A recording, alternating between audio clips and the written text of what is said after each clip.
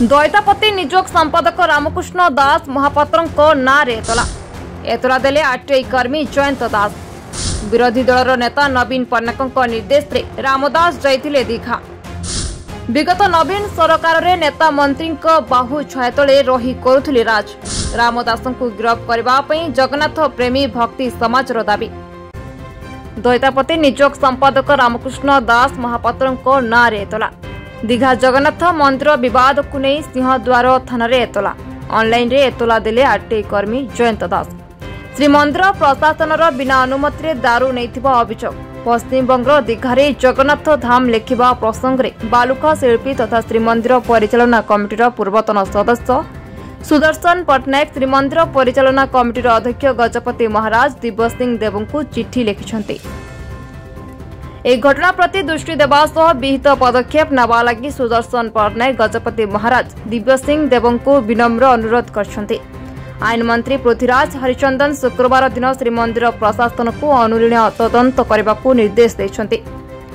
एक घटनार तदंत कराई सत्यासत्य जनमानस को आनिबा को व्यवस्था कराଯାऊ। गत किछि दिन धरी महाप्रभु श्री जगन्नाथଙ୍କ मंदिर एवं श्री जगन्नाथଙ୍କ संस्कृति को नहीं गत किछि दिन धरी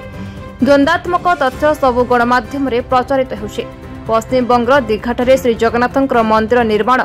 मंदिर नाम को जगन्नाथ धाम लेखाजिबा एठार सेवायत माने मंदिर प्रतिष्ठा जोगदेवा तथा बड़का दारुकाठरे प्रतिमा निर्माण हेबा इत्यादि बाबद चर्चा विषय संपूर्ण अग्रहणीय अटे एवं एभली कथागुड़िक जगन्नाथ प्रेमी भक्ति समाज और ओडिशार 4.5 कोटी जनता मनरे कष्ट देछि बोली अनुभव हेउछि। अपना परिचय बत्सस पंडित सतीश प्रसाद आचार्य साहित्याचार्य ज्योतिष शास्त्री अवसर प्राप्त संस्कृत शिक्षक। कौन कहे ये जो विघाट होती आमर दैतापति जाइए दीघारे जो बिक्री कर संस्कृति को से विषय कौन कहे कौन दंड दरकार। मन्नाथ श्री जगन्नाथ मदगुरु श्री जगद्गुरु मदात्मा सर्वभूतात्मा तस्मै श्री गुरवे नमः।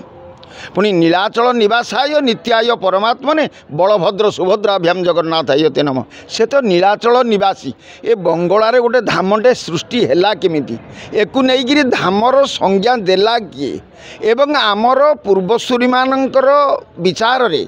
बा पूर्वसूरी मानकर ग्रंथ रचना रे वेद वेदांत जहाँ उद्दात कंठरे कहे जे चारिटा होची धाम रामनाथ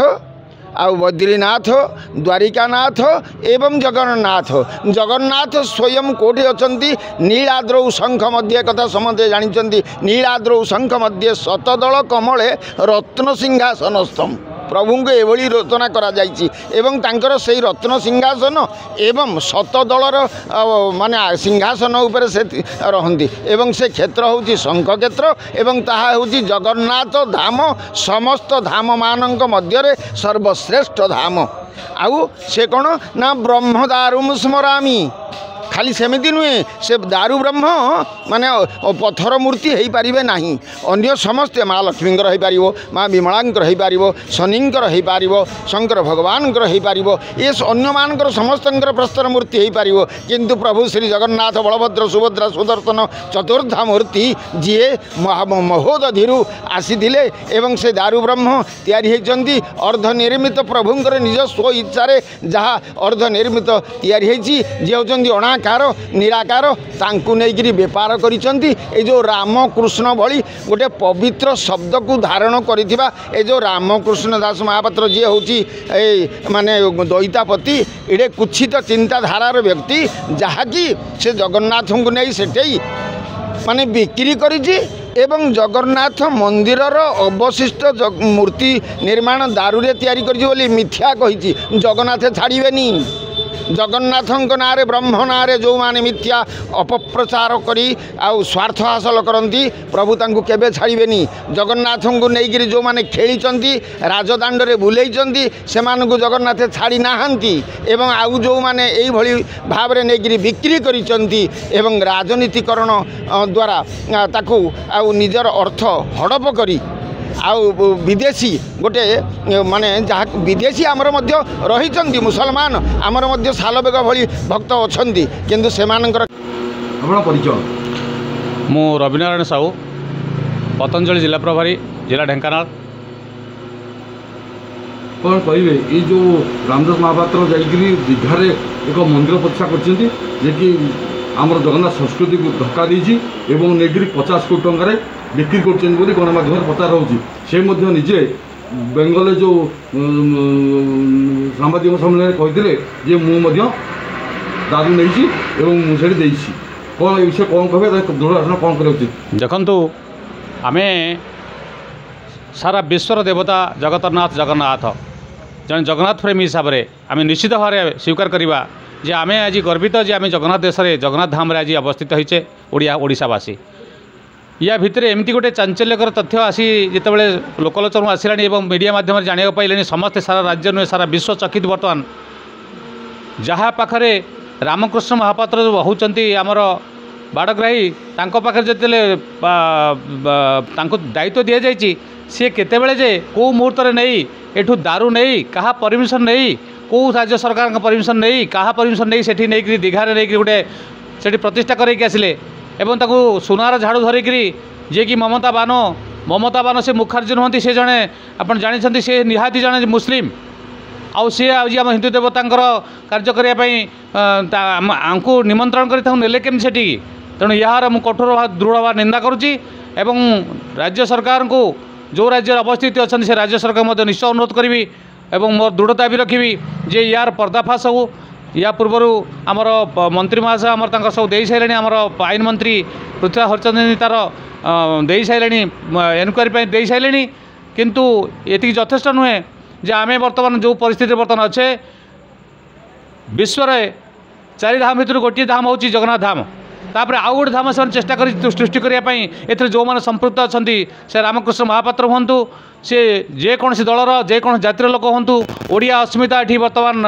अधा रास्तार पहुँची गला आउ बर्तमान आमको त्राही ना यार दृढ़ भाव में निंदा मुझे तार प्रतिकार निहाती कम करूँ से अरेस्ट कराऊ एवं से समस्त प्रकार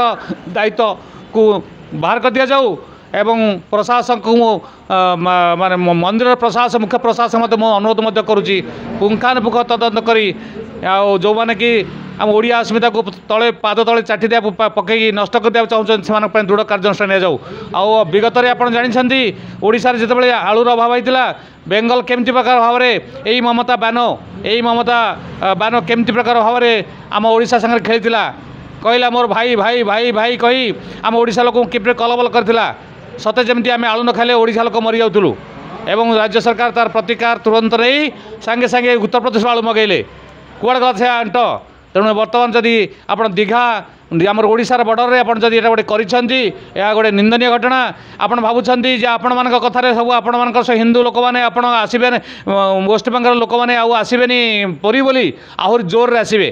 कारण यह बहुत संगीन कथा आपन करदे आउ से आपन दंड तो आम जहाँ दबा दबा बा आपन को प्रभु निश्चित दंडित करेंगे जमती पूर्व काल में जी भी जो मैंने दांडे बुले जगन्नाथ को रास्तार भिकारी से गले सेमती प्रभु जगन्नाथ सार जे खेल खेली तार गर्व अहंकार केबे रहिबो नहीं मु आशा करुच्ची आपन तो ठीक बुझीपे एवं सरकार दृढ़ निवेदन करुच्ची यार दृढ़ कार्यानुष्ठान ग्रहण करी शीघ्र तांको अरेस्ट कराऊ एवं जो मोटा मोटा सब चेन पिंजन समस्त बेकरे ये सबको